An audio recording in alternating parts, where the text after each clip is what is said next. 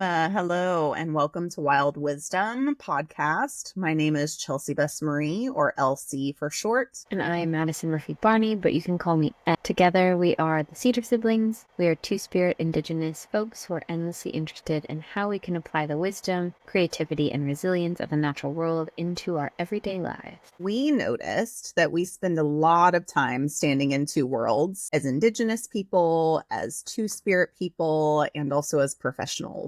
This constant switching can be challenging in the best of times, but even more so in this moment. This podcast is one of our attempts to not only do less code switching, but to bring our worlds closer together and in a balanced way that invites listeners to learn from the natural world as we take on this group project of collective survival and liberation. On each episode of this podcast, we focus on one species or relative and their characteristics that can offer us guidance during the tumultuous times we live in. This week, we will be learning from bees. Before we begin our discussion of bees, we want to remind you that you can support our work by joining our Patreon at Cedar Siblings and our Instagram at Wild Wisdom Pod. And we'd also love to hear from you via email at wildwisdompod@gmail.com. All right, with that, we invite you to take a deep breath or take a moment to ground and cleanse. And away we go. Okay, so everybody knows bees. We all have seen a bee, very likely. And we hear a lot about bees, but the thing that stands out to me most about bees is their ability to cooperate and the ways in which they cooperate. So bees collect nectar and pollen from food while the flowers are pollinating and thus enable reproduction. So they're like such a testament to, flowers cannot pollinate themselves. The food we eat cannot exist without pollinators. Like there's this very sophisticated, very critical system of like species interaction that leads to almost every thing we eat and all the flowers we see and maybe eat coming into being from pollination and bees are a big part of that. And one thing I love about this thought about cooperation is that a lot of flowers have adapted bright colors and really smell really good and have really sweet nectar to attract bees. And bees got their furry little bodies so that they could most efficiently collect and transfer pollen. So their darling little bodies are designed so that they get as much pollen as possible to stick to them. But there's something so beautiful to me about flowers evolving over time to be as beautiful and alluring and smelly and wonderful as possible in order to make sure that the system goes on and bees continue to show up at their front door ready to pollinate. One thing that I think is really interesting about bees is that they can see ultraviolet light, which reveals really unique patterns on flowers that guide them to the nectar and pollen. I didn't know they could see that. And these sort of nectar guides act almost like landing strips, when we think of takeoff and landing at an airport, that direct bees to the flowers' reproductive parts. So it's not only have flowers become extra beautiful and extra fragrant in order to bring the bees to land, but they also give them just instructions via UV light on themselves to be okay, this way, be this is where we do the thing that only we can do. They're air traffic controllers. Yeah, exactly. And so approximately 75% of global food crops depend on pollination, and bees are the primary pollinators. So if we think about 75% of the food grown on this planet depends on bees as their primary pollinator, that's a huge amount of food. And bees pollinate plants like almonds and apples and blueberries and cucumbers and sunflowers. Thus they are so tiny and furry and also the backbone of food security, our main staples for many of our diets, and also things that we enjoy that aren't staples are sort of beholden to bees, following those air traffic control signs and flirting with the flowers.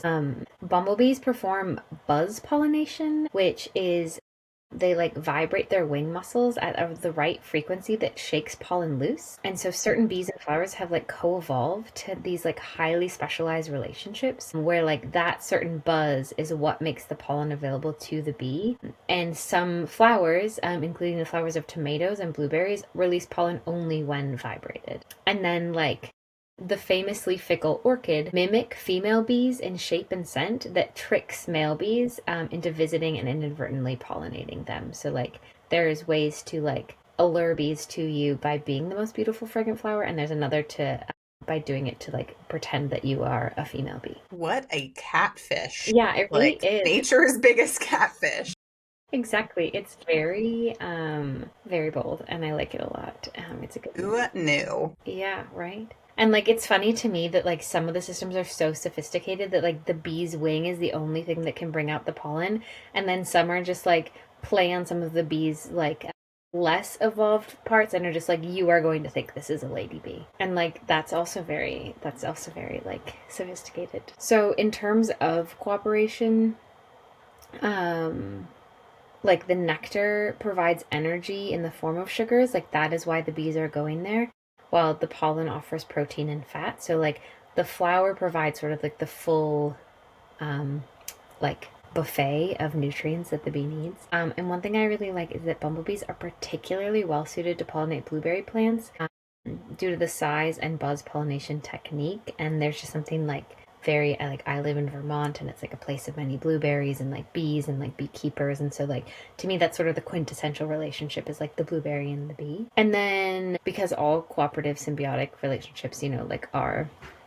in terms of cooperation, like both entities and all entities involved have like benefit from their cooperation. The bees then use that pollen to feed their larvae and nectar and to produce honey. And I think that like if I could come to tears thinking about how cute this is, but bees perform what is called a waggle dance, and that dance informs their hive mates about the direction and distance of a rich flower source. So like the way they are dancing is informing the other bees of like which way to go for the really great flowers that are alluring them there. What a way to communicate via dance. Like Right. no words needed. We're just going to dance it out. That's all Right, we need to exactly. communicate. Too tired after a hard day's work. I can't articulate this. I'm just going to dance it to you. And then it also makes me think, I don't know the exact percentage, but they talk about how like a massive percentage of like human communication is actually nonverbal communication. Like we learn so much more about like how something is said or like how someone is positioned and how their face looks when they say it than we do about what comes out of their mouth. And so I think there's like a little bit of that in there. It's just like fully silent communication that gives full instructions to the flower field is like 10 steps further on that. And this behavior like really increases the pollination efficiency and productivity, and like doing this dance really like benefits everybody. It benefits the flowers. More bees come, they know how to get there, and things like that. And then one thing that is really sweet is that some flowers change color after being pollinated to signal to the bees that their nectar is no longer available. So like they have been pollinated and their color changes so that like the bees can go elsewhere and have their meal. And then, like along with like the real focus of our conversation today is like the cooperation between bees and other plants and like what comes of that and then how necessary that is there. But like bees are also like really fantastic cooperators like within their hives, and they do a lot to protect each other and protect their hives and protect their young and protect their queen. So it is sort of also that like outward protection of the flower and the food systems by like being a pollinator and like that symbiotic relationship, and then also they like embody the protector as well, as they like care for their own and their kin and their community. So that's what is to be said about bees, and I'd love for us to think a little bit about how that translates into so much of the work we have to do on our planet today. Actually, I'd say all of the work we have to do on our planet today like requires cooperation, and it requires a lot of cooperation between humans to like get on the same page and decide to act right. And then also like as much as we want like the mountains and mountains of waste to go away and to like be able to return health to forests and places that we have harmed, we can't do that without the other species. Like we can't be the ones that like digest and decompose. Like we need the fungi for that, and we need other animals. We need plants that like volunteers first to like go in and grow and like repopulate those areas so that the animals will come and all of that. So I think like there's so much cooperation needed both with us, between each other and amongst each other. And then there's these like the other interspecies ways. And I think something that like there are so many pollinators, but like there's something to me that's so also just like beautiful and like creative and almost like pleasureful about the relationship between bees and flowers. And like seen photos of like what looks like bees like napping in flowers and just like covered in pollen, and there's just something like I love so much thinking about the ways in which like beauty and creativity and like centering those things also like are at the roots of our survival and are at the roots of our movement, and they're not just like an excess thing and a thing that's like nice to have, like they are central to those movements. And if the flowers hadn't prioritized those things, it would be less likely that the bee comes. They like the more extra and beautiful and fragrant they become, the more likely it is that like that life-giving system moves on. And I think we should really hold on to that, because I think so often we like think that true work and true movement building and like movements toward liberation like require a certain like stoicism and like a writing off of like creativity and just doing like the hard work. But like so often the best and most important and hardest work is that work of making things beautiful and making them wonderful. And there's a quote that like the job of artists is to make the revolution irresistible. And so I think there's something to say about that in like the relationship between bees and the plants that they pollinate. Yeah. Wow. I, already knew bees were super important. We in the last decade have heard a lot about, save the bees and things like that because they're so critical. As you said, 75% of our food pollination comes from bees. And just thinking about what would happen if we didn't save the bees or if we didn't stop doing things that contribute to losing bees. But yeah, I also really love that they make time for play and make time for beauty. I think the cooperation, the interspecies communication aspect is really fascinating to me, because bees are just like out there doing their thing and, searching for beauty and taking naps in flowers. And all of that is also still like driving so much important and critical stuff for other species, not only just the flowers, but for humans, for the environment. Helping those flowers to thrive also helps to purify the air and the environment, like the CO2 exchange. There's so much that is wrapped up in those tiny little acts that bees carry out that sometimes it just blows my mind to think about the work of one, the work of a community, the work of a hive, how much it contributes to everything around it. Yeah. Yeah, and I think so often like I get really discouraged by like what can like a bunch of small movements lead to. But bees really show us that like it is the work of many hives that like cooperate as hives and like have their system down as a hive and protect each other as a hive.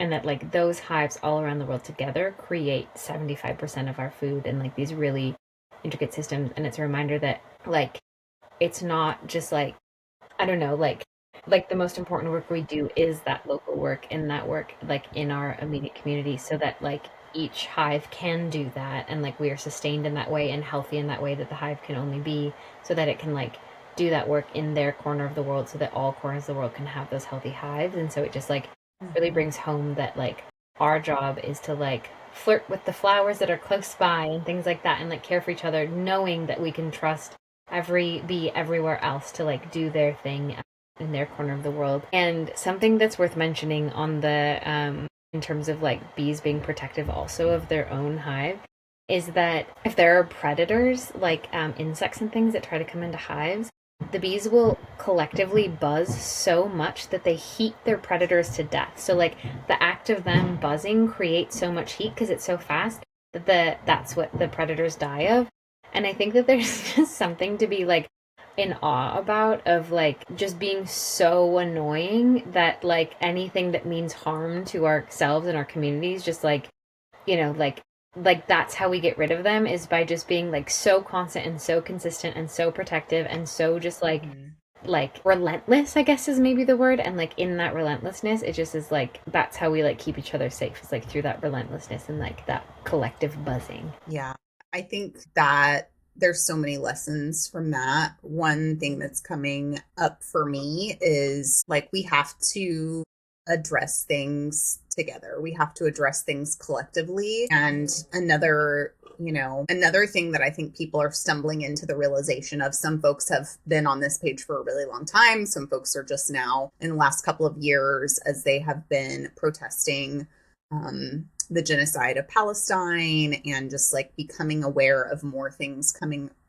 happening around the world, you know, Congo and Tigray and all of these different things, that we have to turn the heat up and we have to do that together. Mm-hmm. And the revolution isn't going to be legal, right? And so, and we're not always going to be able to be safe from the work that needs to be done. And so these bees, you know, generally it's wasps that come into hives to try to, you know, eat larvae and other things. And these bees just surround, like literally climb on the back, the face, the stinger, everything, and just consume and surround this predator with heat and turn the heat up. And there's lots of them that get injured in that process. And there's lots of them that have, you know, don't come away unscathed, if you will. And I think that that's a really valuable lesson for us to think about, is that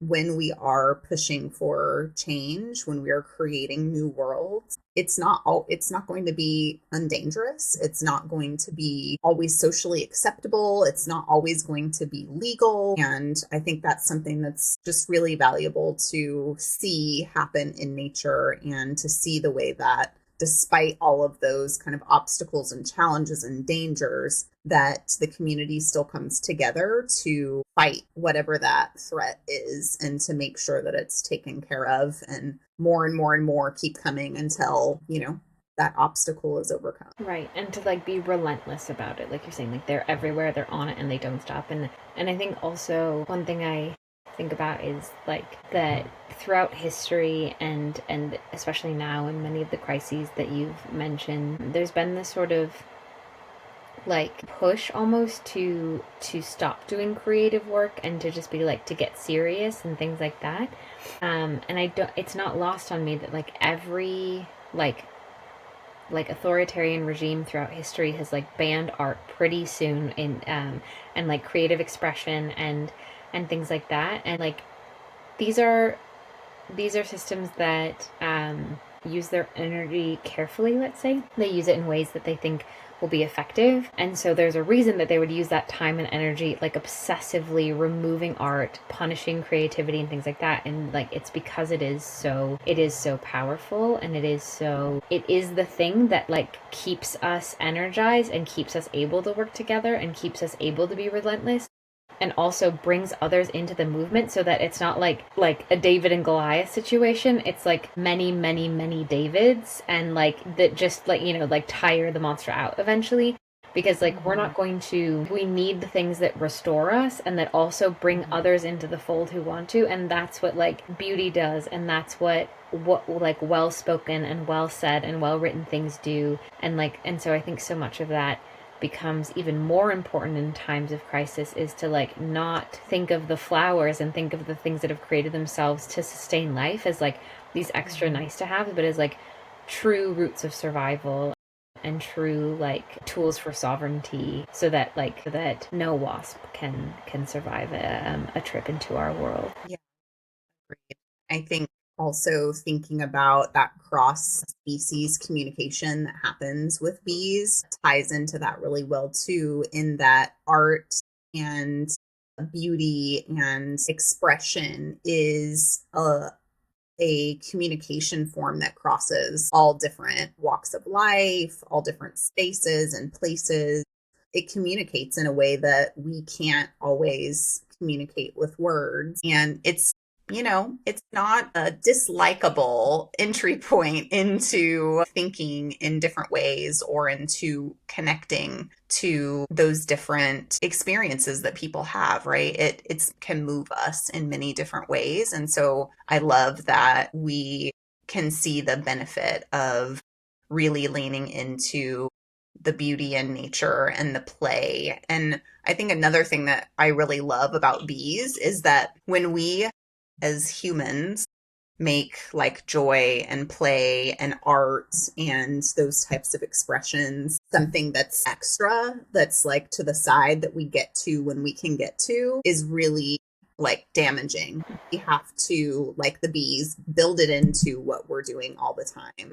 even if it's simple little things like the waggle dance, right? That's how we're, at the end of the day coming in and, communicating to people, having a little dance in the kitchen as we're making dinner. Whatever it is that we can do to build that beauty and that joy and that being in the moment and really just reveling in beautiful things, period, right? That's a wonderful entry point for starting communications with people, but it's also a beautiful entry point into our liberation as well. So building that in really simple ways, and that beauty is contagious, right? People want beautiful things and people want to be around beautiful things, and that can be how we build the movements. I'm always, when I'm thinking about this work, I always visualize the picture of it's got like this giant fish, and then there's this massive school of tiny little fish in the shape of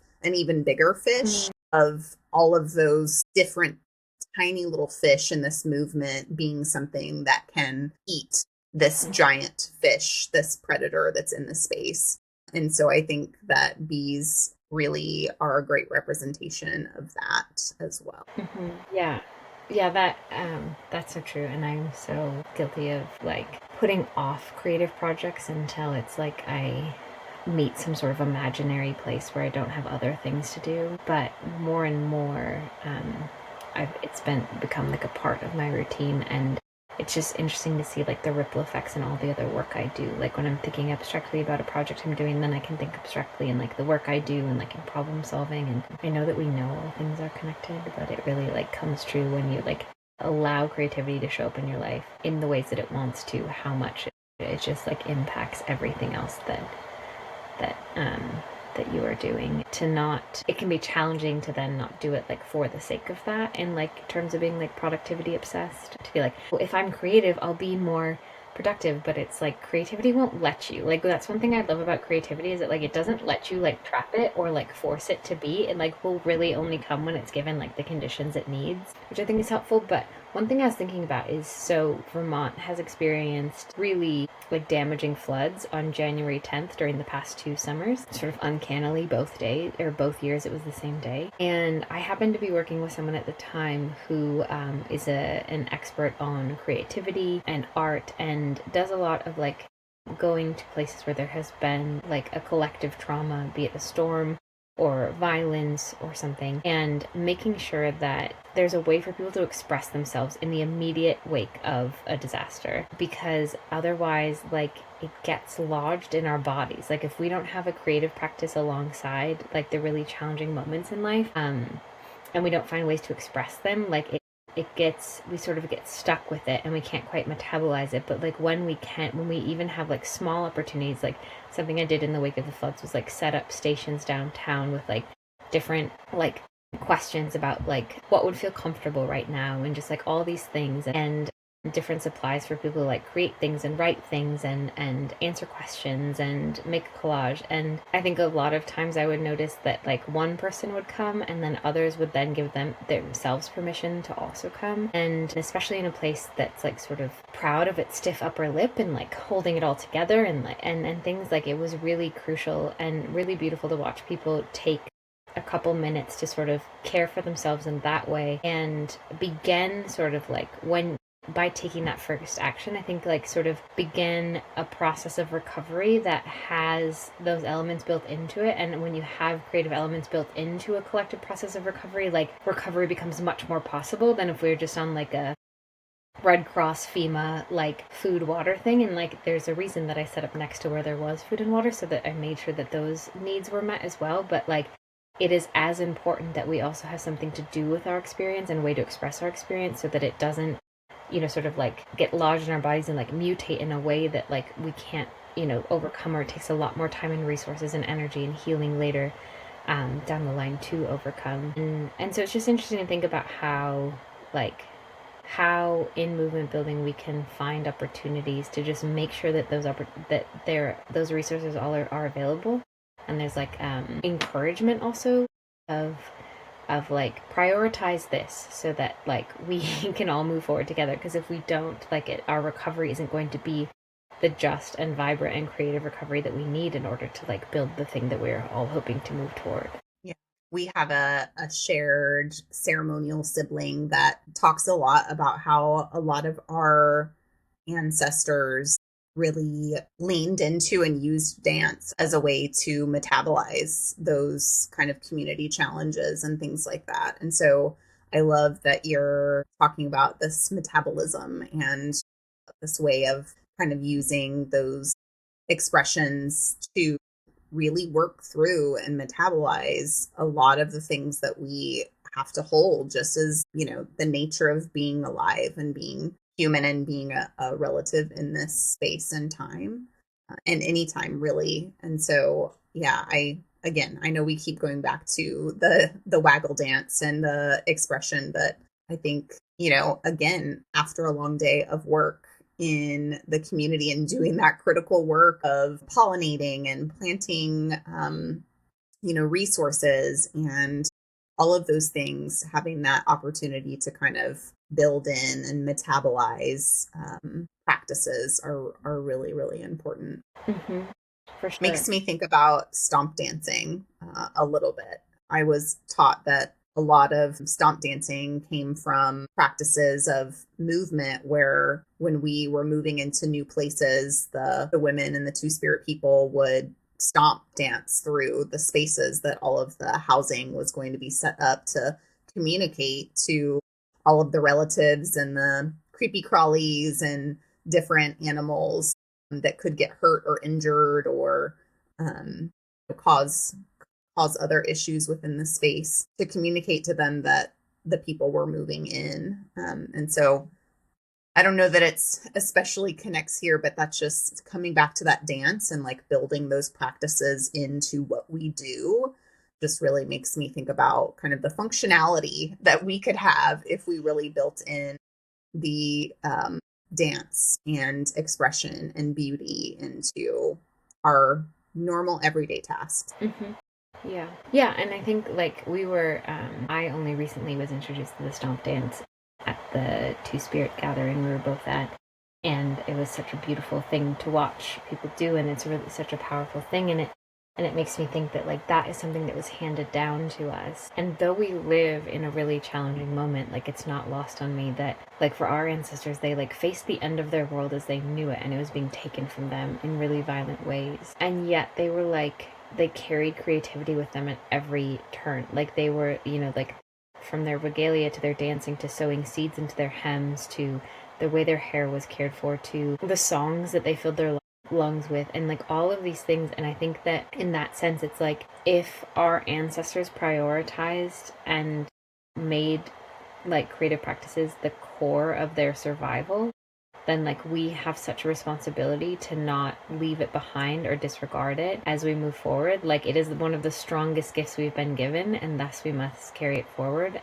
because like in a time when they were truly only focused on survival, something like the things they did were like beautiful and like decadent and beaded and prayerful, and something you said about the dancing as metabolizing reminds me of another teaching we have from our community that like when we dance we stomp our prayers into the earth, like we leave our prayers in the earth, and like as like the call of our time really is to ensure that we protect the earth and restore the earth, and so we're going to need to make sure that like our prayers are stomped into the earth as well through like our dance. So it's not just an afterthought in the things that we do and the time we plan with community. And I like what you're saying about it being a way to like recover, almost like when we come home at the end of the day, but then how do we like bring others along to make sure that it's a part of the full day, which can be really challenging, especially working in like corporate settings, where I don't know if the white people would be down for that. Yeah, I think that's definitely a challenge. Bringing levity and a non-capitalistic mindset into capitalistic spaces, I think, is just really hard in general. And no matter how hard and far a lot of different organizations try to stretch or businesses try to stretch, it's still really hard to reach and to get to that place of just, expression and art and dancing don't fit into boxes. they're movable and moldable and malleable, and that doesn't always work super well for a really rigid structure that's focused on, productivity and those types of things, which is, it should, because, research and experience shows that anytime that we're engaging in things that nourish us, it actually makes us do better things, whether that is, making more creative things or having more energy to do something and not having our, not being stomped into the ground ourselves is really, really, has some benefits, more than one. So, yeah. But one thing that a quote unquote professional setting can get behind is like productivity and efficiency. And one important thing to say about our dear relatives, the bees, is that like there have been, as we think about like the danger to bee populations and like so many declines in bee populations, some people and organizations have tried to be like, well, what like pollination alternatives do we have?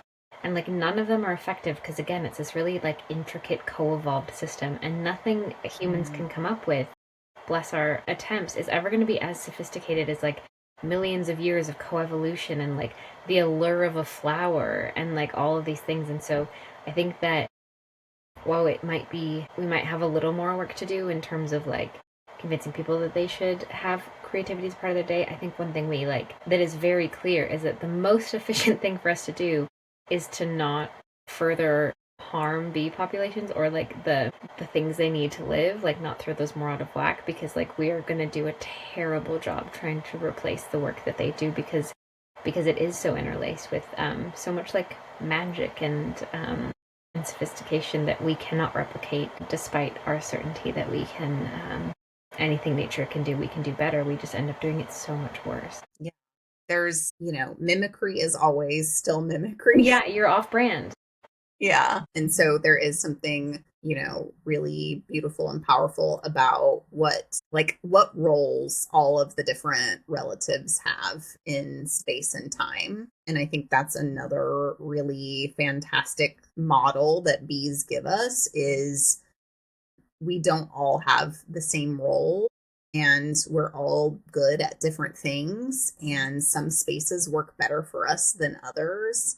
I'm thinking back to like the orchid bees and the blueberry flowers, and bees being really good at pollinating certain plants and not others, or certain types of bees being better at pollinating certain plants than others. We all have really different strengths and experiences and offerings that we bring to the space, and bees model that really well, right? You have bees that are specifically nurturers and taking care of little baby larvae. You have birth givers, you have protectors, you have those that are foraging, you have all sorts of different roles going on. And I think that gives us a map in many ways of how our kind of collective work and liberation could look like, rather than there being these, sets of leaders and, only certain folks making decisions or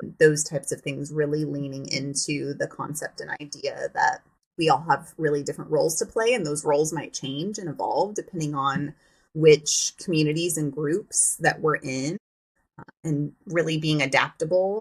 I think about the different roles that I think it was Deepa Iyer introduced, of there being all these different kind of archetypes, if you will, for equity, liberation, justice, and solidarity. You have storytellers like M, you have guides, you have weavers, you have experimenters, you have kind of these frontline responders. You have people that are visionaries that are kind of painting some possible futures for us to go to. You have builders who are really great at building systems, building movements. You have caregivers that are like really taking care of people and making sure that all of the people are nourished. You have disruptors who are really good at being out in the streets and interrupting things and creating and drawing attention. You have healers that are really critical to, helping folks to release that sap, right? And to work through the different challenges and oopses and ouches and woes and things that come up. And all of those are really critical pieces to us being able to be this hive, right? This community. And sometimes we are really good at one role and we kind of pick up others along the way. And maybe sometimes we're one role in one community and we are a different one in others. And I think we're all of the roles too. I think that's feels really connected to me to what we can learn from how bees really work together, both inside their hive and outside of it. Mm-hmm. Yeah, and like so often, especially in moments of like crisis, like collective crisis, like I'm really good in like a crisis if I'm like personally there and like can like go into action. But I mean, like a larger, more like mass scale crisis is like when I look at what the work other people are doing and like that's not my lane, it starts to feel like, okay, I'm not doing enough. Like I need to also be doing that and also be doing that. But like when we're trying to also do all the things that aren't really our gift or our like best contribution, we end up like shorting the community what they needed from the gifts that we do have. And so like it's such a good reminder, and I'm so glad you brought it up, that like when we like yes, in different moments and in different contexts and in different communities we are the different things, but recognizing in each moment where you're doing the work, like what the call to you specifically is and like what most authentically and like truly is your role there, and sticking to that role, because if you don't, like you can't do all of them well at once. Like you just need to do yours really, really well. Mm-hmm. Your one or two or however many it is, like it doesn't always just have to be one, but it is like recognizing in the moment, in the context, like what am I most well suited to do, like authentically so, and doing that just like is such a greater service to the community than being like, I'll do all things, don't worry. Yeah. And how unsustainable, Right. right? And for no good. Like it's like you're being unsustainable and you're being exhausted and you're not actually making the impact that you need to be making because you're just like trying to do too much all. Yeah, it really is, the overhang of capitalism and of there not being enough, and this idea that there's finite resources and finite, like, the pie isn't big enough, kind of concept too of coming into space and thinking that we need to do all of the things in that space, or that we need to be the leader in that space, or whatever it is that comes up for folks. I think it's really important for us to tap into those feelings as they come up. If we are feeling like some tug of war, or feeling overextended, or feeling like we aren't doing enough, like really tapping into the core and the root of where those kind of thoughts and feelings are coming from. Really trying to reconnect to a teaching that's really present for me all the time of we need to bring more to the space than what we take from it. And how do we stay in balance, both for ourselves and in that space?